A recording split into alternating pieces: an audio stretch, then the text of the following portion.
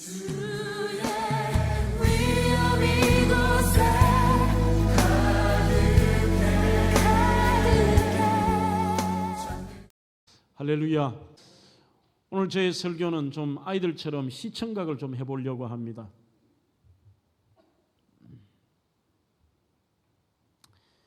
하나는 사과이고 하나는 토마토입니다. 오늘 여러분들이 두 개 중에 어떤 것을 선택하시겠습니까? 네, 일부 예배 때는 대다수의 성도 여러분들이 사과를 선택하셨습니다. 오늘 설교의 이 예화를 들고 한 번 더 물어보겠습니다. 네. 원래 제가 어제 이 설교를 준비하면서 부목사님께 빨간 사과를 좀 준비해 주라고 얘기했는데 거꾸로 사과는 희다간 색깔이고 토마토가 더 빨갛습니다.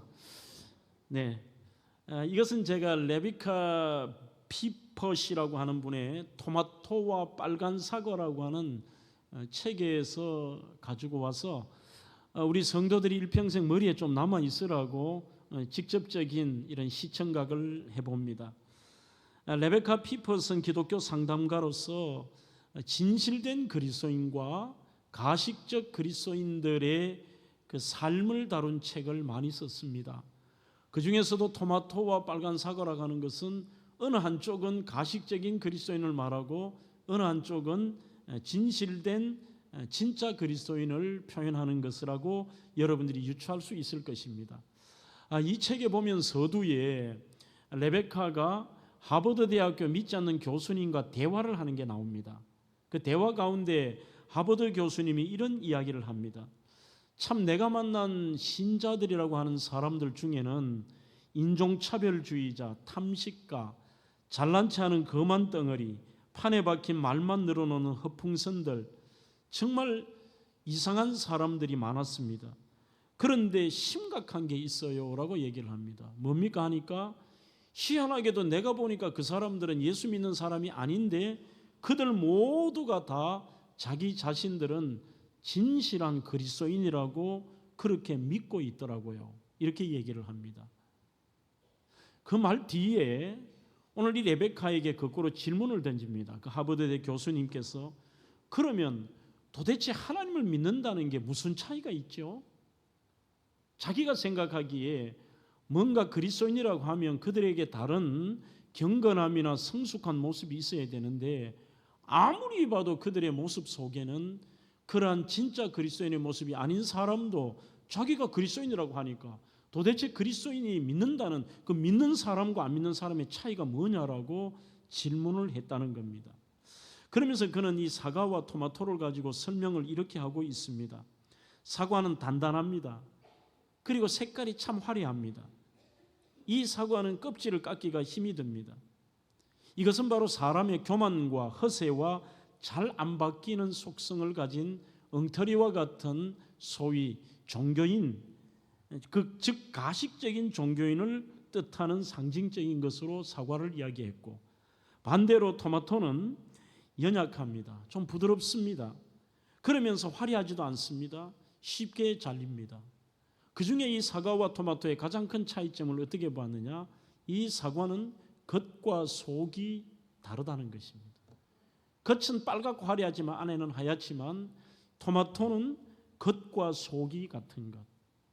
그래서 늘 겸손하며 연약한 가운데서도 화려하지 않지만 진실되고 겉과 속이 같으면서 사람들에게 어느 한 부분에 단점이 없는 그렇게 유익을 주는 부분을 가진 것, 이것을 진짜 그리스도인으로 표현하고 있습니다. 그래서 이 책은 자신의 껍질 속 죄성을 용감하게 인정하고 모든 그리스도인들은 진정한 토마토가 되는 삶으로 나서야 함을 밝히고 있습니다. 여러분들은 사과가 되시겠습니까? 토마토가 되시겠습니까? 이 정도하고 두 개를 치우겠습니다. 이것만 보기 때문입니다.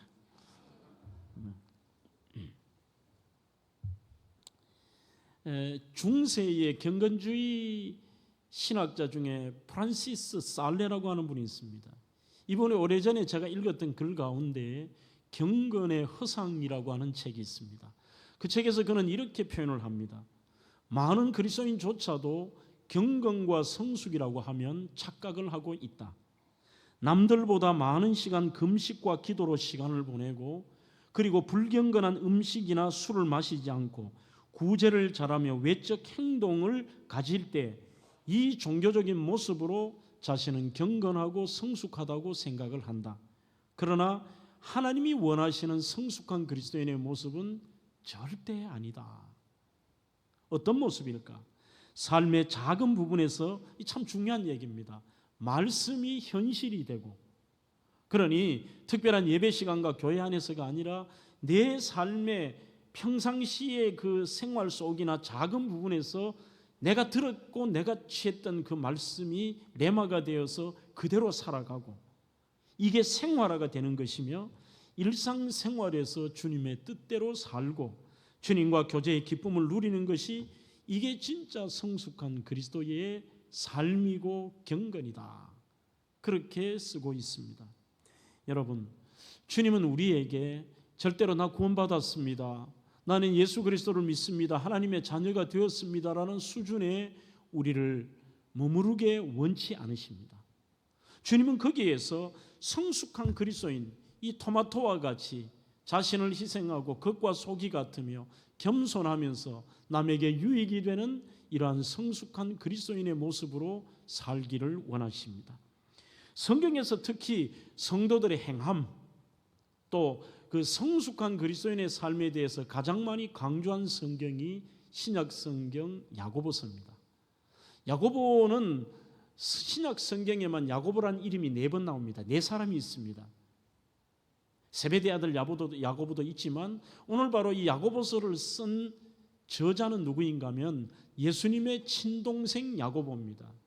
이분은 예루살렘 교회, 지금으로 말하면 담임 목회자였고, 그리고 예루살렘 총회의 총회장의 역할을 감당했으면서도 얼마나 많이 그의 기도의 99%는 연약한 자, 불쌍한 자, 힘든 자를 위한, 남을 위한 기도였다고 합니다.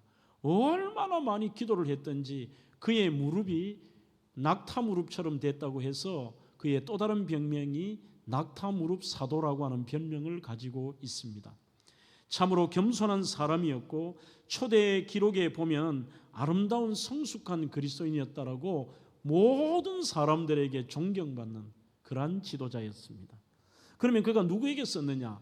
그 대상자는 1절에 나와 있습니다. 2장 1절에 내 형제들아 영광의 주 곧 우리 주 예수 그리스도를 믿는 믿음을 너희가 받았다라고 얘기하면은 이게 누구냐? AD 32년에 스데반 집사님이 돌에 맞아 순교하고 난 다음에 무서웠던 그리스도인, 본격적으로 그리스도인에 대한 박해가 시작이 됩니다. 그래서 그들이 디아스포라, 온 세계를 향해 흩어져 버렸습니다. 믿음을 가지지만 너무나 고통스러운 환경에서 디아스포라는 그들에게 편지를 썼고 이 내용을 이야기를 했고, 그리고 이게 좀 확장된다면 오늘 예수 그리스도를 믿는 저와 여러분들에게 주시는 말씀이기도 합니다. 그리고 언제 썼느냐? 야고보 사도가 순교하기 직전인 AD 62년경에 쓴 것으로 추정합니다. 그러면 무슨 말이냐? 사람들이 평상시의 말도 중요하지만 죽기 전에 말을 한다는 것은 더 강력하고 간절함을 품고 있습니다. 왜 썼느냐? 이유는 이렇습니다. 처음에는 박해를 피해 숨어서 신앙생활을 하는데 시간이 지나면, 고난이 점점 시간이 지나면 사람들의 신앙이 변질될 때가 있습니다. 그래서 이들이 고난이 오래 가자 제일 먼저 그들의 신앙의 문제가 뭐냐? 바로 입입니다. 입. 지금도 별반 다르지 않습니다. 사람들이 힘들고 자기에게 유익하지 못하고 고통스러우면 제일 먼저 사람 앞에 환경을 가지고, 그리고 하나님 앞에 원망과 불평을 하기 시작합니다. 또한 부정적으로 이야기를 하기 시작합니다. 그래서 야고보서에 보면 3장에 넘어가도 말의 힘에 대해서, 말이 얼마나 중요한 것에 대해서 대단히 강조하고 있습니다. 그리고 두 번째는 세속합니다. 오늘 또 본문에서 그렇게 말을 하고 있습니다만, 두 마음을 품어 모든 일에 정함이 없는 자로다. 그것이 무슨 말이냐 하면은 이 사람들이 주님께도 한 발을 걸치고 세상에도 한 발을 걸치고 또 마음을 주님께로 두었다가도 세상에 두는, 소위 세상 속에 젖어든 세속화를 의미하는 겁니다. 저 사람이 예수 믿는지, 저 사람이 교회 다니는지, 저 사람이 믿음이 있는지 전혀 구분이 안 가는 거예요. 그래서 어떤 사람은 동일한 집단과 동일하게 생활을 하고 있는 그 집단 안에서도 저 사람이 예수 믿는지 모르는 겁니다.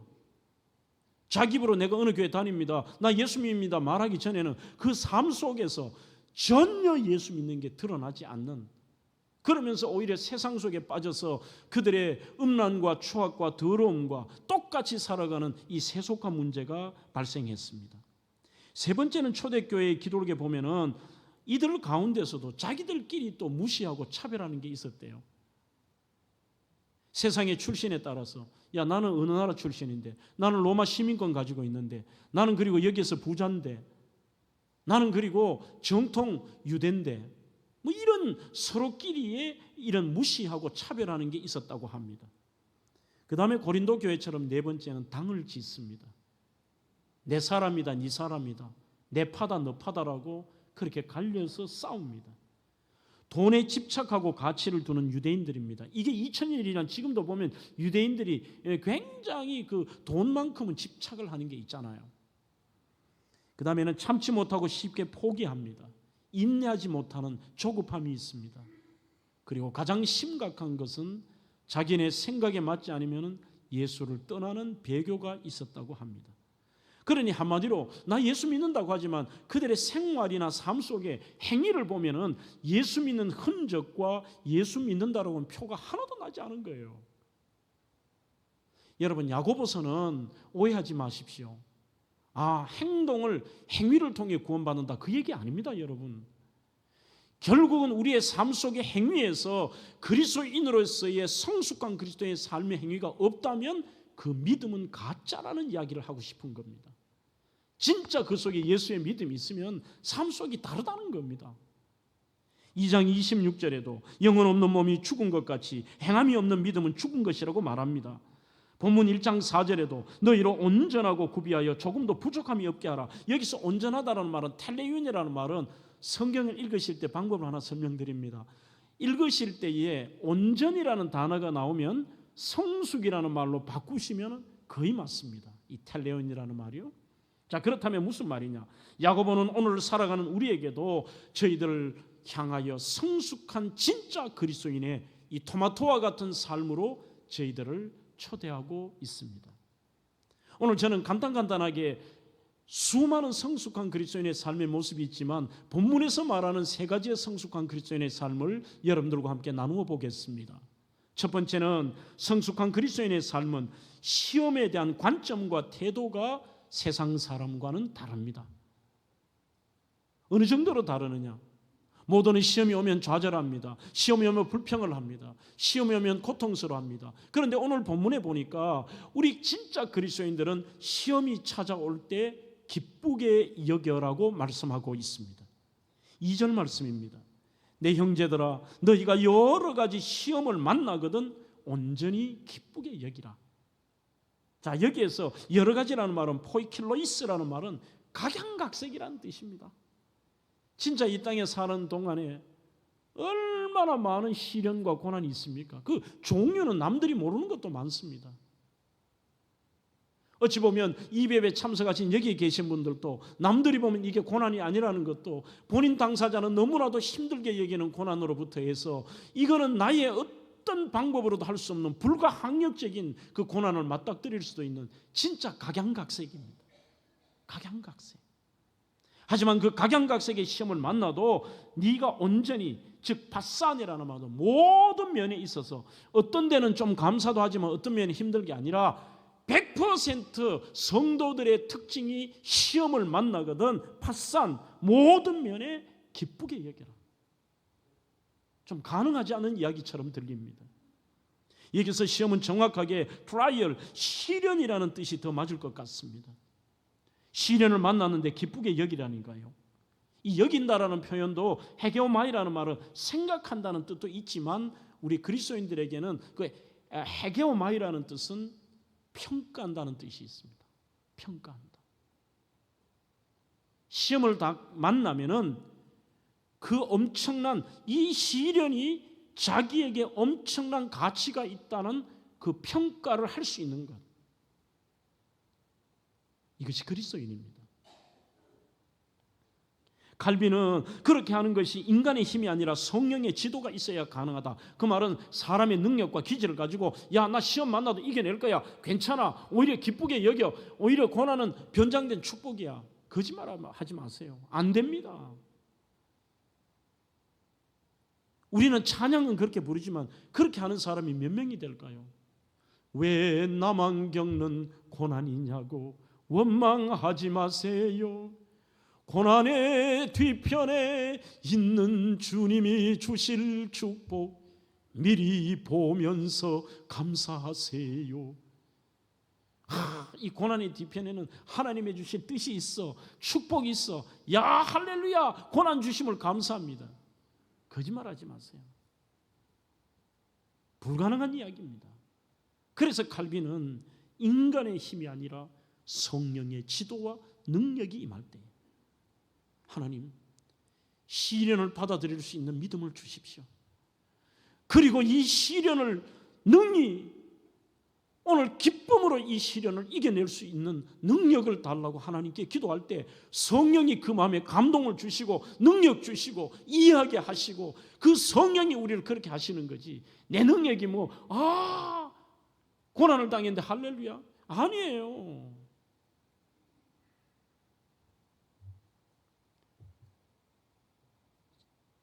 저의 석사과정 은사했던 랄프 P. 마틴이라고 하는 유명한 세계적인 학자가 있습니다.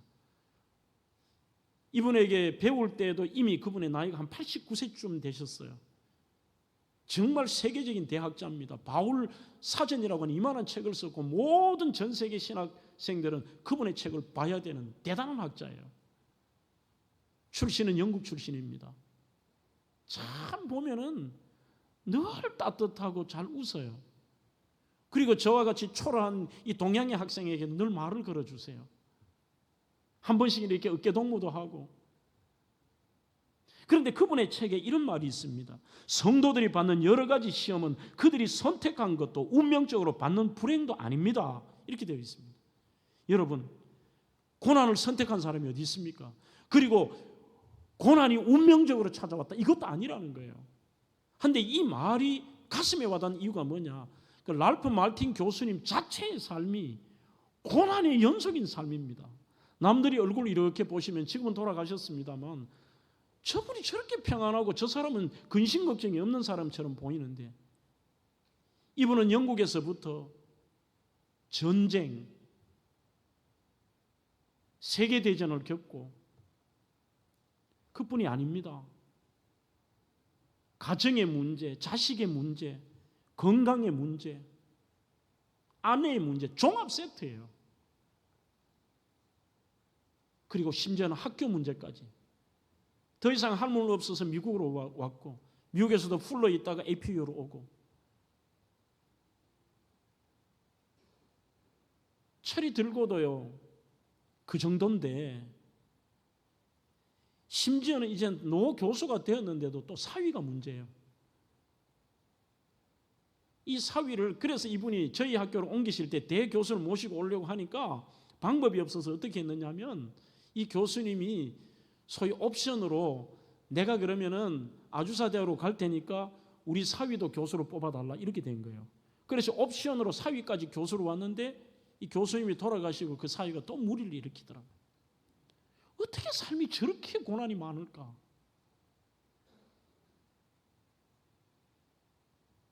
그는 이렇게 얘기합니다.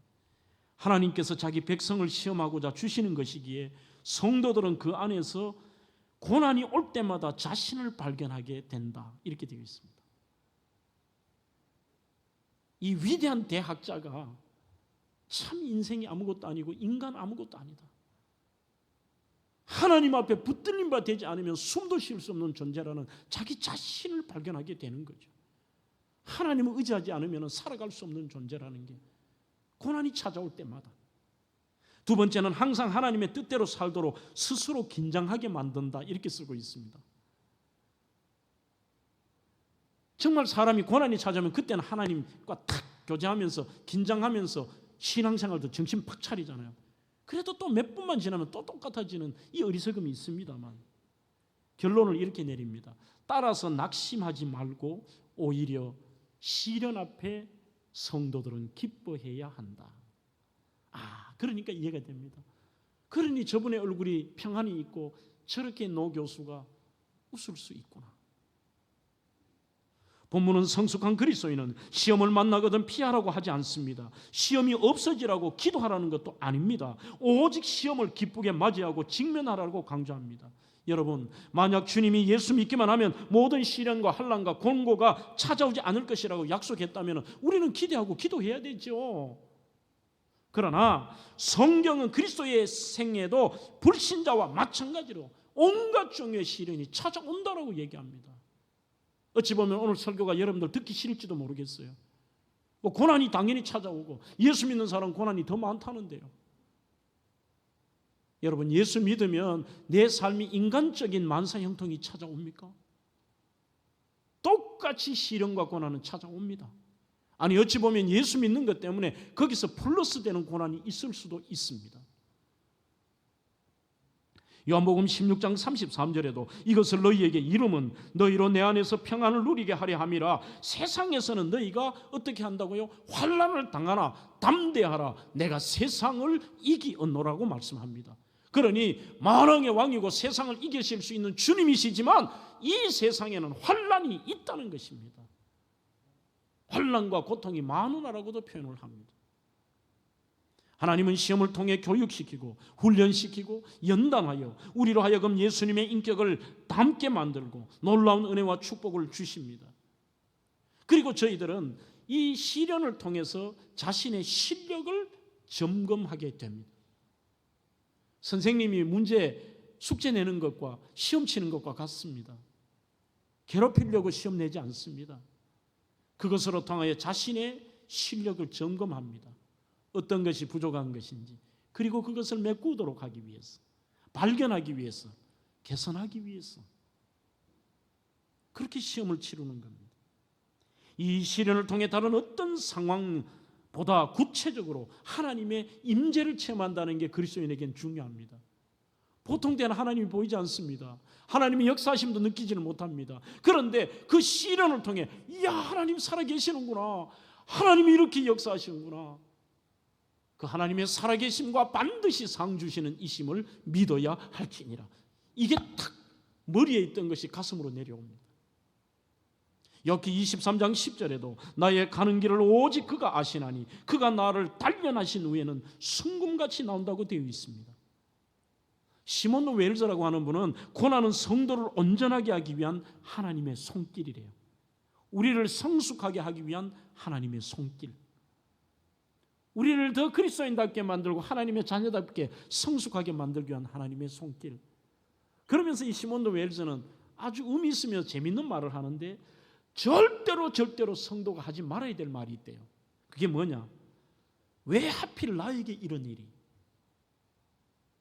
이런 말 하지 말아요. 그 말을 하는 순간부터 성도들은 영적 블랙홀로 빠진다, 이렇게 써요. 블랙홀은 빠져나올 수 없는 데로 계속 들어가는 거죠. 해석이 됩니까, 여러분? 나쁜 짓을 하고 못되어서 나쁜 일이 일어나는 게 아닙니다. 오히려 어찌 보면은 문제 있는 종교인이 더 괜찮을 수도 있습니다. 제대로 믿음으로 살려고 하는 사람이 병이 들기도 하고 문제가 생기기도 하고 자녀의 문제, 삶의 문제, 건강의 문제, 관계의 문제, 영적인 문제 일어날 수 있는 거예요. 그러니까 어느 순간 자기도 모르게 왜 하필 나에게 이런 일이? 자꾸 해석을 하려고 하는 거죠. 심지어 찰스 크래프트라고 하는 분은 우리가 사는 이 세상은 적성국가라고 얘기합니다. 적성국가는 우리가 적이 경영하는 나라, 거기에 지금 있다는 거죠. 사탄이 움직이고 사탄이 지배하는 지금의 이 땅.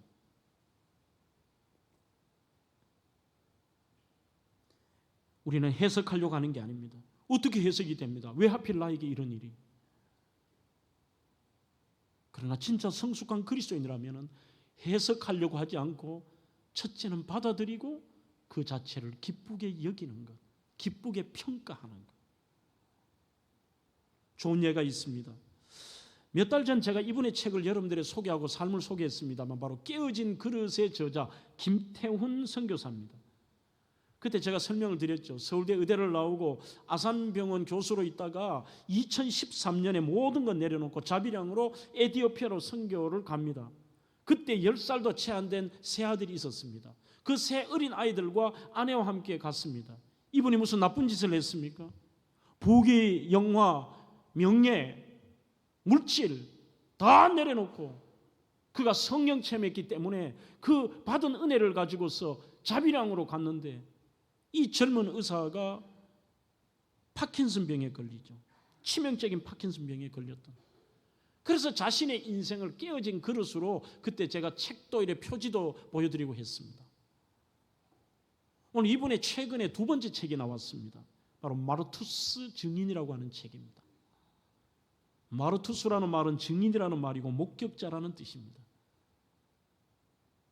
내가 예수를 보았다.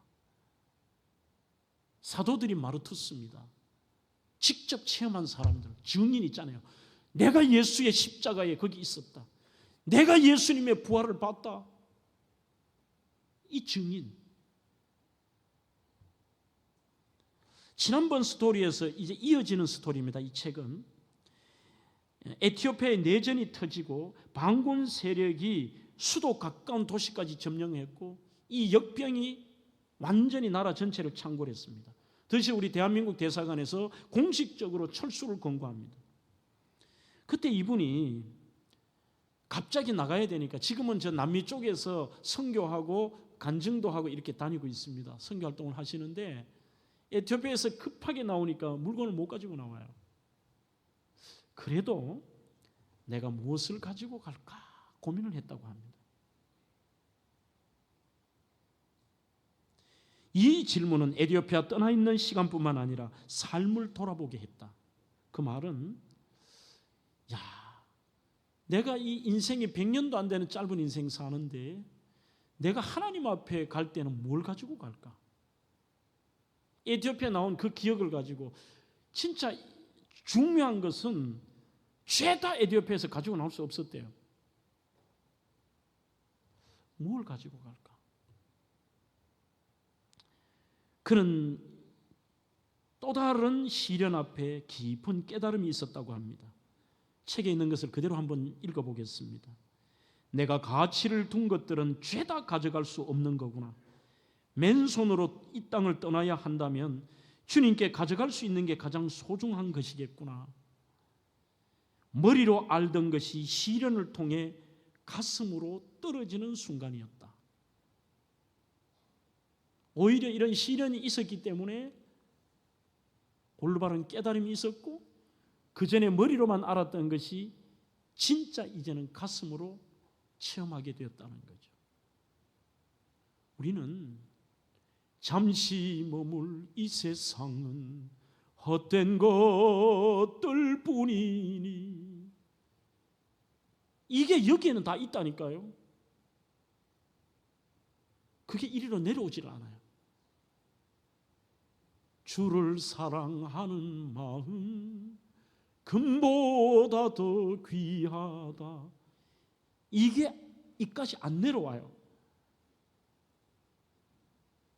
예수님 십자가, 그분의 나를 위한 대속의 죽으심의 십자가와 그분의 부활하심이 나의 부활, 그분이 나를 위해 예비하신 천국, 이게 아무리 그래도 안 와닿지만 시련을 통해서 천국이 보입니다. 시련을 통해서 예수님이 보이고 시련을 통해서 살아계신 하나님을 체험하고 이게 느껴지는 거죠.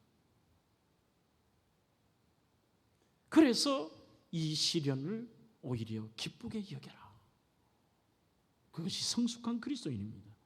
두 번째, 성숙한 그리스도인은 인내를 온전히 이루는 삶입니다. 오늘 첫째제, 둘째제, 셋째제는 따로 노는 것이 아닙니다. 원포인트입니다.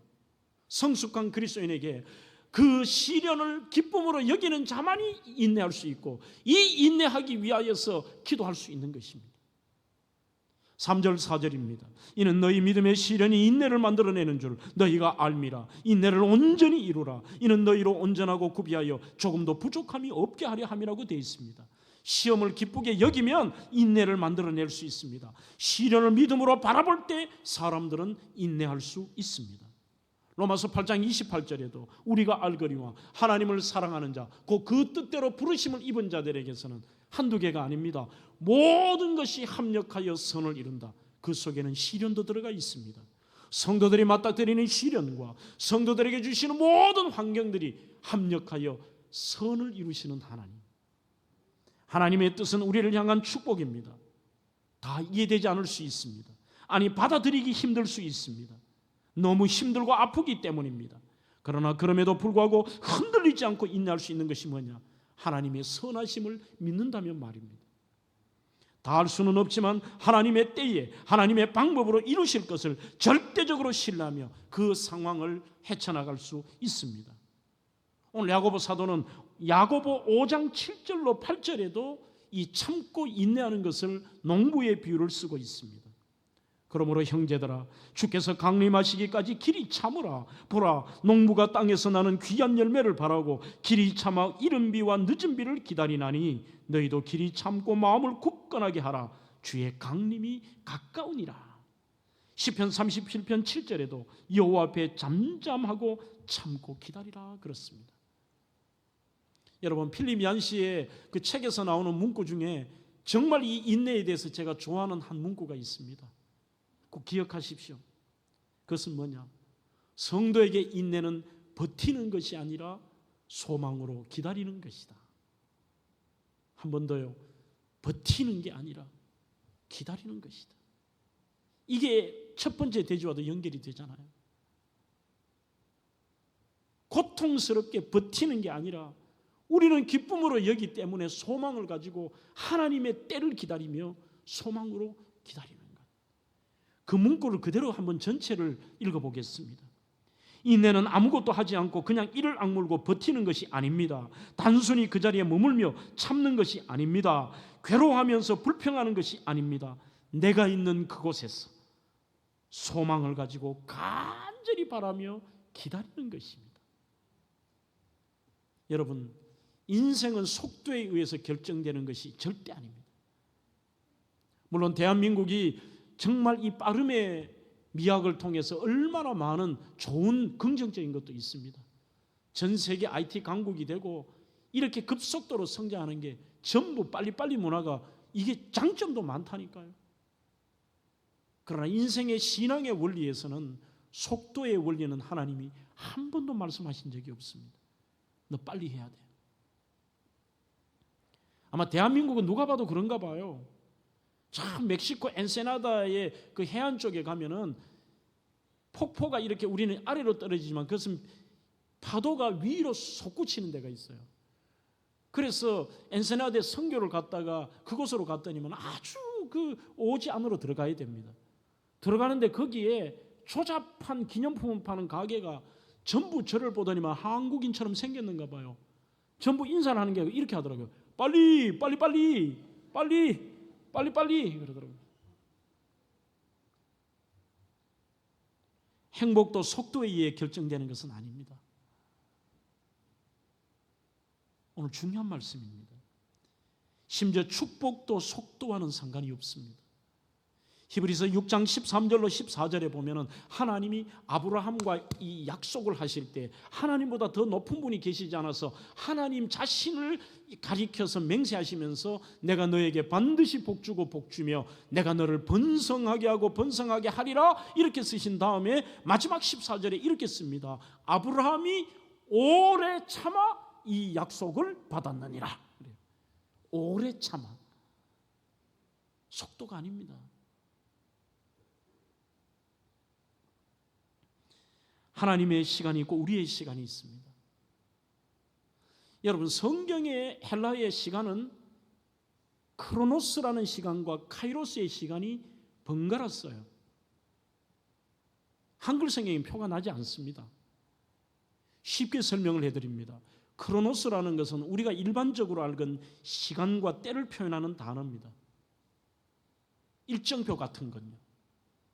그러나 카이로스는 그리스 신화 기회의 신 이름에서 따왔는 것인데 특별한 크로노스를 뚫고 들어와서 만들어 가시는 하나님의 임재, 하나님이 개입하시는 아주 특별한 시간을 말할 때 쓰는 표현이 카이로스라는 뜻입니다. 한 번 더요. 이 일반적인 시간을 뚫고 들어오셔서 하나님이 만들어 가시는 특별한 시간, 응답의 시간, 하나님을 체험하는 시간. 로마서 3장 26절, 이때에 자기의 의로우심을 나타내사, 갈라디아 4장 4절, 때가 참에 하나님이 그 아들을 보내사. 여기 나오는 이때, 때가 참에, 그것이 헬라어 원문에는 전부 이게 카이로스예요. 하나님의 때. 우리는 기도 몇 년 해보고, 내가 노력 신앙생활 몇 년 해보고는 하나님을 나의 도구로 삼습니다. 아니, 왜 이렇게 기도했는데 하나님 응답 안 하시냐고요. 자기의 크로노스의 시간에 자기가 정해놓고 자기가 응답까지도 실망해버립니다. 안 하시는 게 아니라 하나님의 카이로스의 시간이 있습니다. 하나님의 카이로스의 때가 있습니다. 여러분들의 삶에 남들에게 말 못한 시련이 있으십니까? 남들에게 말 못할 고난이 있으십니까? 가정의 문제, 자녀의 문제, 물질의 문제, 건강의 문제, 관계의 문제, 영적인 문제. 여러분, 낙심하지 마십시오. 때가 참에. 나는 모르지만 하나님의 그 카이로스의 시간이 있는 것이죠. 야고보 5장 7절, 그러므로 형제들아, 주께서 강림하시기까지 우리는 이 하나님의 카이로스의 시간이 될 때까지 상황에 대한 인내, 사람에 대한 인내를 해야 됩니다. 길이 참아야 됩니다. 그 이유는 빌립보 1장 6절, 제가 정말 좋아하는 말씀이기도 합니다. 너희 안에 착한 일을 시작하시는 이가 그리스도 예수의 날까지 이루실 줄을 우리가 확신하노라. 여기서 하나님이 하신 일이 뭐라고요? 착한 일. 원문에는 트러블라는 단어입니다. 좋은 일을. 내 눈에는 좋지 않아요. 우리의 삶의 현장에는 너무 힘들지만 하나님은 우리의 삶의 모든 것들을 좋은 일을 시작하시는 분. 시작하셨다는 말은 그분의 카이로스의 때가 있습니다. 여기에 좋은 예가 있습니다. 잔 파페의 인내라는 책에 보면 윌리엄 윌버포스의 스토리를 쓰고 있습니다. 이분은 바로 노예 폐지 운동에 평생을 바치고 노예를 폐지시킨 위대한 국회의원입니다. 영국의 무소속 국회의원이었는데 21살의 어린 나이에 하원의원으로 되어서 1833년 7월 29일에 돌아가셨습니다. 돌아가실 때까지 국회의원을 하셨던 분입니다. 노예제 폐지운동을 평생을, 이것은 하나님의 뜻이 아니라고 정말 그들의 인권을 위해서 목숨을 걸고 일합니다. 많은 공격도 받습니다. 왜 안 되었을까요? 거기에 영국의 국회의원들도 전부 자기 집에 흑인 노예를 쓰고 일하는 사람들 해방시키면 어떻게 할 거냐는 거죠. 그들은 다 예수 믿는 사람입니다. 전부 영국 국교의 사람들 아니에요. 그러니 소위 말하는 사가와 같은 인물들인 거예요. 겉으로는 뭔가 믿는 것처럼 보이고 굉장히 지식도 있고 인권을 가지는 것처럼 보이지만 속은 하얗습니다. 그는 겉과 속이 같았습니다. 무려 11번의 법안 통과가 실패가 됩니다.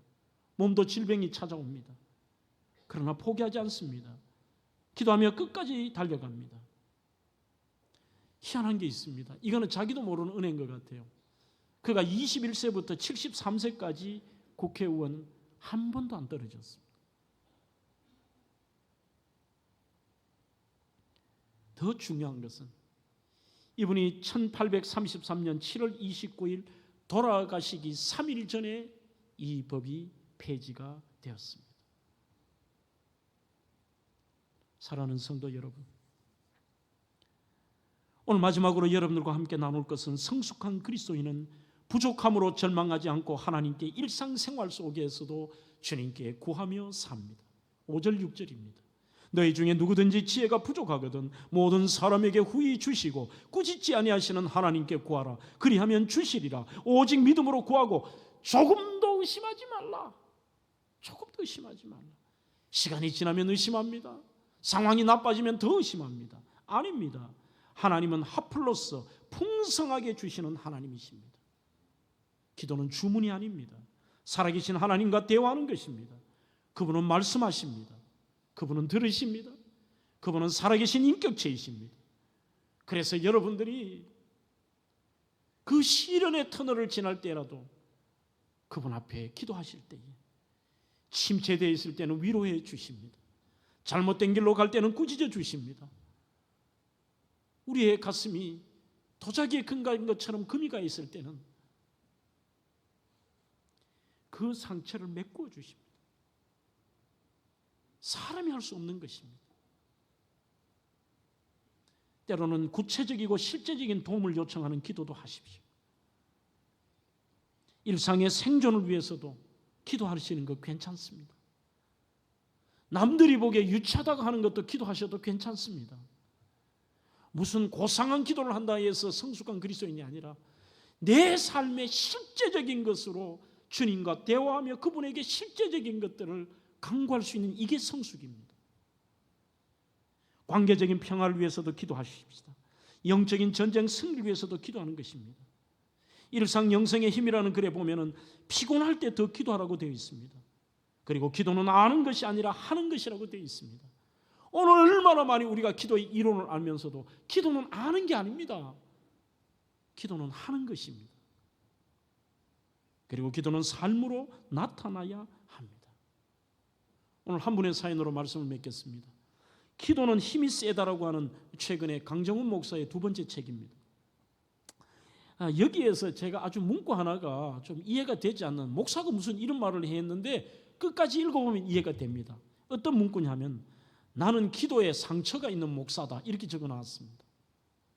아마 여기 계신 분들도 많은 기도에 말은 안 하지만 기도에 상처가 있을 거예요. 솔직히 이런 게 상처입니다. 강정훈 목사 같은 경우는 힘들게 이분이 글을 쓰고 편집장을 하다가 교회를 개척해서 하는데 죽을 만큼 힘들었습니다. 아내가 병을 얻었습니다. 중병이 걸리고 5년 견디다가 병원도 포기한 상태입니다. 하나님 앞에 이 강 목사님이 금식으로 기도했습니다. 성도들도 130일간 릴레이 금식 기도했습니다. 그런데 응답하지 않았습니다. 기도의 상처가 아물게 된 것은 흔한 결론이지만 다시 기도를 시작하면서부터라고 얘기합니다. 이게 무슨 말일까요? 기도의 상처가 아물었다는 말인데 그 기도의 상처를 아문 것도 자기가 다시 기도를 시작할 때 아물어졌다는 거죠. 하나님이 그 상처를 위로하시는 경험입니다. 그는 이렇게 씁니다. 기도는 믿음의 계기판을 점검하는 시간입니다. 기도 시간을 통해 언제나 하나님과의 관계를 점검해 봅니다. 그리고 목적성 기도도 필요합니다. 마지막 결론을 이렇게 내립니다. 그래도 기도만이 답입니다. 사랑하는 성도 여러분,